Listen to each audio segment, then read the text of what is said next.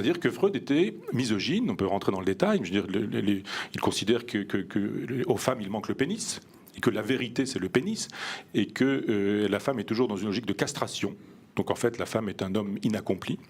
Il considère que l'homosexuel est quelqu'un qui est aussi inaccompli, que le véritable objet de fixation, c'est l'être du sexe étranger, et que si on ne parvient pas à autre chose qu'à une fixation sur soi-même, on est dans une logique narcissique. Donc, on est homosexuel, c'est-à-dire donc ce personnage qui est misogyne, ce personnage qui est homophobe, ce personnage qui nous dit que les juifs sont dominateurs et sûrs d'eux-mêmes, ce personnage qui nous dit dans Moïse et le monothéisme que Moïse n'est pas juif, mais qu'il est égyptien, qu'il n'y a pas de peuple juif, mais qu'il y a un peuple égyptien, c'est-à-dire ce personnage qui est juif et antisémite, ce personnage qui fait l'éloge de Mussolini en lui faisant une dédicace dans un ouvrage qui s'appelle « Pourquoi la guerre ?», qu'on présente habituellement comme un texte pacifiste, alors que c'est un échange de lettres avec Einstein et que le pacifiste c'est Einstein et que le belliciste c'est Freud et que quand Freud écrit dans sa correspondance qu'il est en train de travailler à cet échange de lettres, il parle des sottises, étant entre guillemets des sottises pacifistes d'Einstein, alors que lui dit que la guerre ce serait bien qu'on en finisse, bien sûr,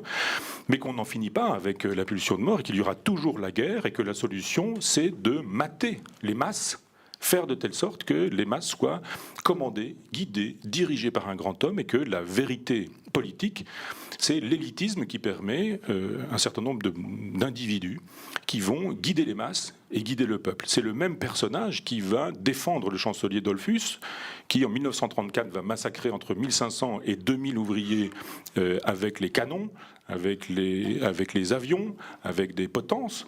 Et Freud trouve ça très bien, trouve ça tout à fait défendable. C'est Freud qui, plus tard, va travailler avec l'Institut Göring pour faire de telle sorte qu'on puisse collaborer avec le national-socialisme, c'est-à-dire que la psychanalyse puisse exister sous le Troisième Reich d'Adolf Hitler. Alors évidemment, la mythologie, c'est qu'on a jeté au feu les œuvres de Freud, que donc la psychanalyse était refusée par le Troisième Reich, ce qui est faux. Ce qui est refusé par le Troisième Reich, ce sont les psychanalystes juifs, parce qu'ils sont juifs, pas parce qu'ils sont psychanalystes. Et si on a déporté des psychanalystes juifs, c'est parce qu'ils étaient juifs et pas parce qu'ils étaient psychanalystes. Et les psychanalystes ont pu continuer à travailler grâce à Freud, qui a collaboré, je mets le mot entre guillemets, il est même de Elisabeth Roudinesco. Donc je dirais c'est cette figure-là que je découvre en me disant, mais alors pourquoi est-ce qu'on a caché tout ça ? Pourquoi est-ce qu'on a traité d'antisémites, de nazis, de fascistes, des gens qui ont simplement dit qu'il fallait voir la vérité d'un Freud qui effectivement était de ce côté-là de la barrière politique.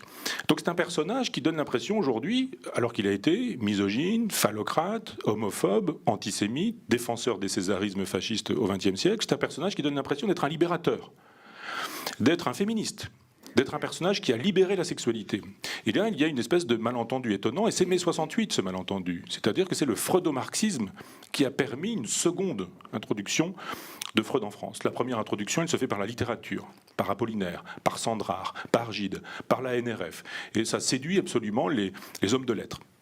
Et puis après les artistes, et puis les peintres, et puis le surréalisme, et puis André Breton. Donc c'est une fascination de littéraire. Et par la suite, on va se trouver fasciné par un personnage qui nous dit qu'il faut jouir sans entrave, qu'il faut une sexualité libre, qu'il faut libérer les corps, etc., etc. Freud a dit le contraire. Freud a dit que la civilisation se constituait par la répression des pulsions sexuelles et qu'on ne pouvait pas inviter à la libération de cette sexualité ou de cette libido. Il nous dit on a besoin de ça pour constituer la civilisation.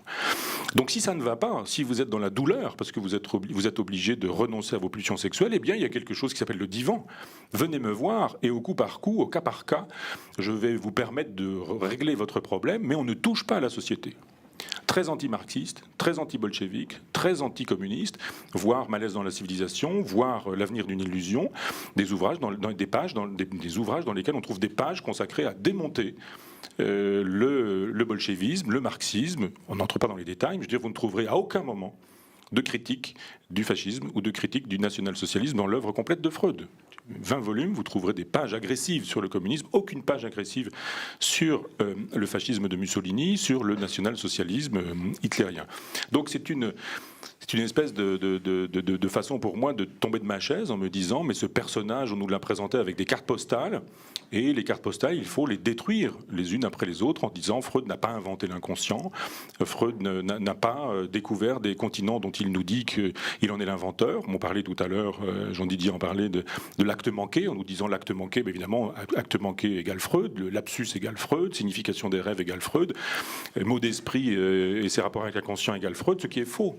Ce qui est faux. Soloway a écrit quelque chose de redoutable, une somme de 600 pages pour montrer tous les emprunts que Freud fait à des scientifiques de l'époque qu'il néglige, évidemment. On ne dira pas qui est l'inventeur du lapsus, de l'acte manqué dans l'acception freudienne d'aujourd'hui. Pour quelqu'un aujourd'hui, un acte manqué, ça signifie toujours un désir inconscient, et c'est Freud qui nous a renseignés sur ce sujet. Et ce n'est pas Freud. Si vous faites un travail d'historien des idées, vous voyez qu'il y a en amont un tas d'auteurs que Freud a lus et n'a jamais cités.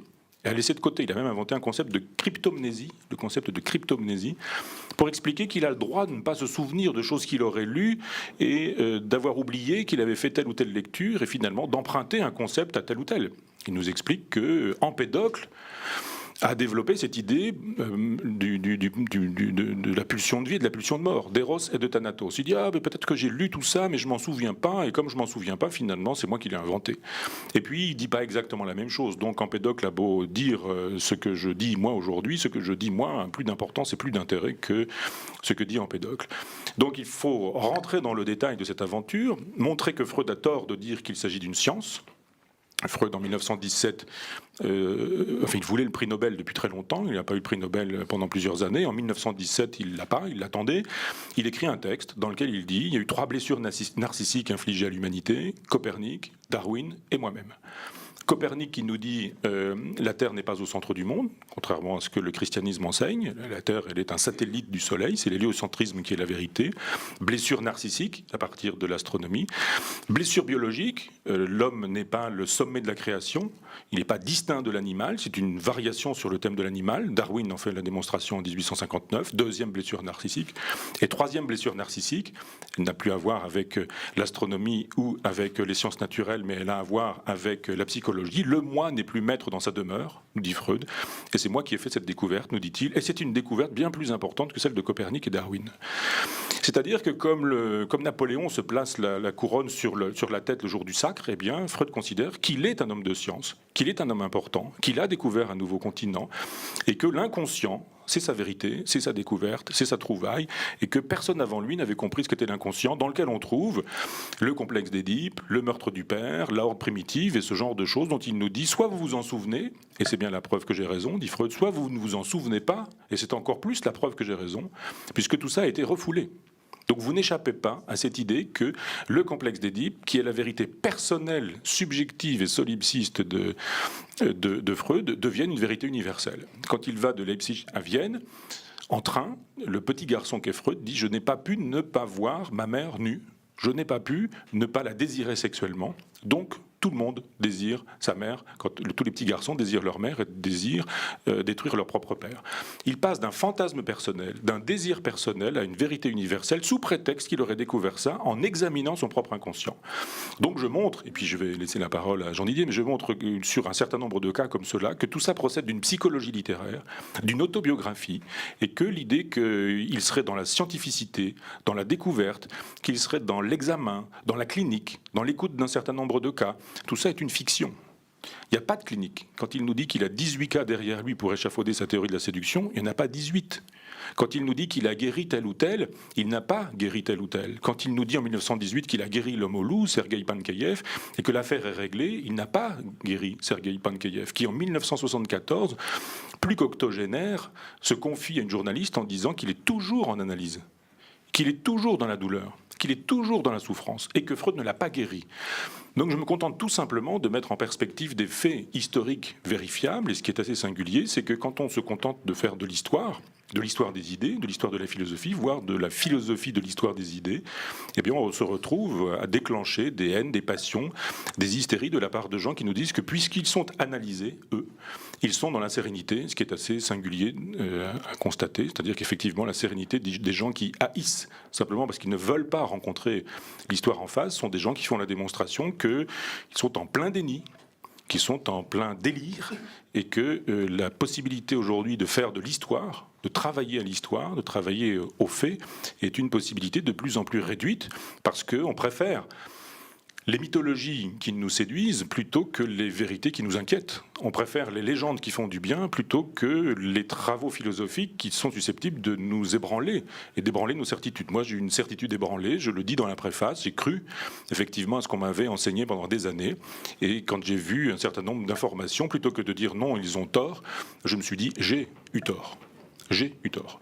Donc je propose le dossier qui permettra à tout un chacun de revoir ses connaissances sur Freud et puis de juger par lui-même en disant est-ce que c'est juste, est-ce que c'est vrai, est-ce que c'est pensable, est-ce que c'est défendable, et puis est-ce que la critique que je fais de Freud en disant qu'il élabore une psychologie littéraire, ça affecte la possibilité d'une psychothérapie, parce que c'est une question qu'il faut poser.